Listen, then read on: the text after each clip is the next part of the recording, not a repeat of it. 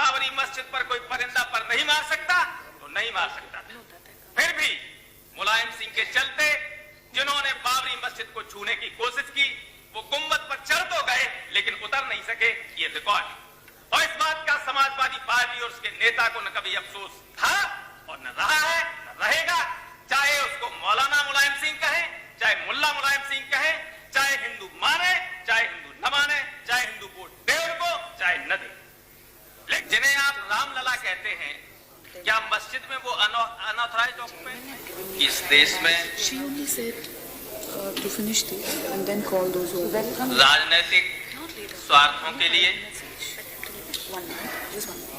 और अलोकप्रियता से बचने के लिए जो तथ्य हैं उनको भी सही तरीके से देश के सम्मुख प्रस्तुत नहीं किया जा रहा। अयोध्या में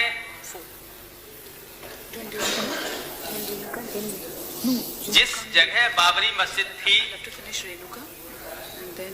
वो राम जन्मभूमि थी या नहीं ये अनिश्चित है, लेकिन ये निश्चित है कि वहां एक मस्जिद थी।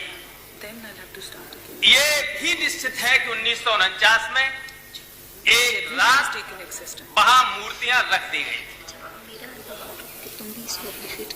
प्रश्न ये उठता है कि जिस चीज के बारे में, जिन तथ्यों के बारे में अनिश्चितता हो, हिंदुस्तान की सरकार निरंतर उसको राम जन्मभूमि के नाम से क्यों लिखती आ रही है?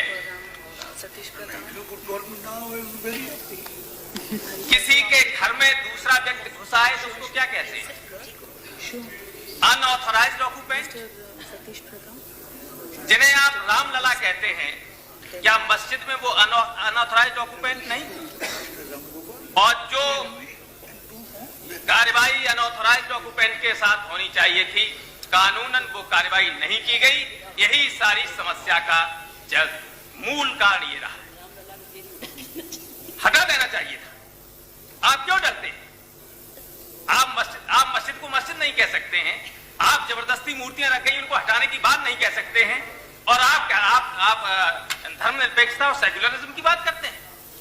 इसलिए मैं कहता हूं कि आप सही बात नहीं कह रहे हैं।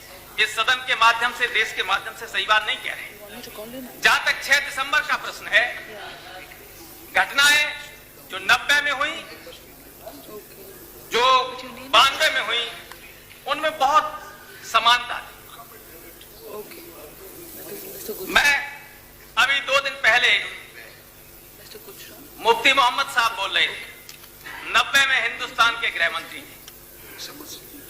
मैं सदन के पटल पर यह कहना चाहता हूं, सदन के सामने ये कहना चाहता हूं, तो उस वक्त भी जो रथ यात्रा प्रारंभ की गई थी वो हिंदुस्तान के तत्कालीन प्रधानमंत्री की राय और सहमत से हुई, और इस वक्त भी जो अयोध्या में हुआ वो हिंदुस्तान की केंद्रीय सरकार की मौन सहमति से हुआ, उसकी खामोशी के चलते हुआ। अंतर सिर्फ ये था कि केवल उस वक्त मुलायम सिंह सहमत नहीं हुए थे।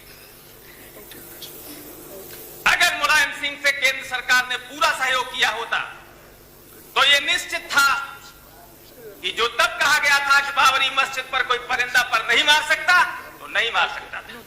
फिर भी मुलायम सिंह के चलते जिन्होंने बाबरी मस्जिद को छूने की कोशिश की वो गुंबद पर चढ़ तो गए लेकिन उतर नहीं सके। ये रिकॉर्ड है और इस बात का समाजवादी पार्टी और उसके नेता को न कभी अफसोस था और न रहा है